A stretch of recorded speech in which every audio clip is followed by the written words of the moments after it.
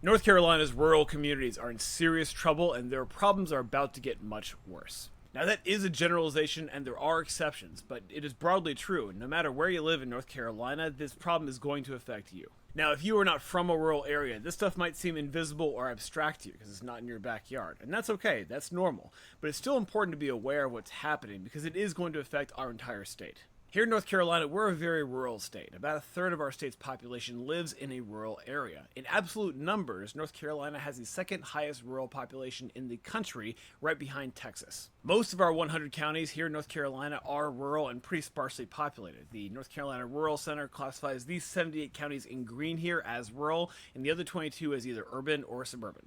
People are very clustered around metro areas, and increasingly so. From 2010 to 2020, North Carolina as a whole grew a whole lot, but almost entirely in our big metro areas. Almost every rural county lost population over that decade.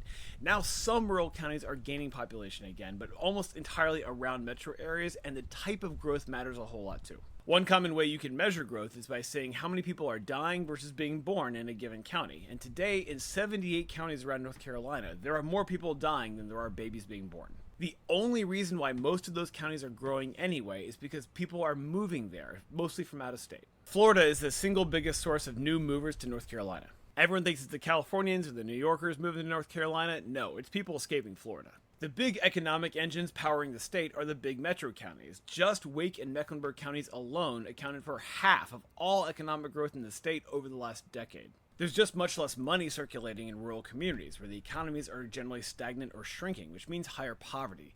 Rural North Carolina relies much more heavily on government assistance than they do in the big cities, whether you look at the food stamp program or getting your health care from Medicare or other parts of the safety net. In 46 counties, almost half, the public school system is the single biggest employer. What that means is that billions of dollars of taxpayer money is generated in big cities and by the federal government and then distributed out to rural communities. That injection of money isn't nice to have for Charlotte or Greensboro, but in Polk or Columbus or Allegheny County, it's an economic lifeline that keeps all the wheels turning. Local stores and restaurants and businesses and hospitals and everything else depends on all that money coming in, which winds up supporting the local tax base too. But massive cuts to food assistance and Medicaid and local infrastructure stuff is going to hit rural North Carolina very hard. And if you think that you are going to be unaffected because you live in Charlotte or Asheville, think again. We're entering a new era of massive cuts to the safety net, which has kept a lot of rural communities alive, and that whole system is about to change.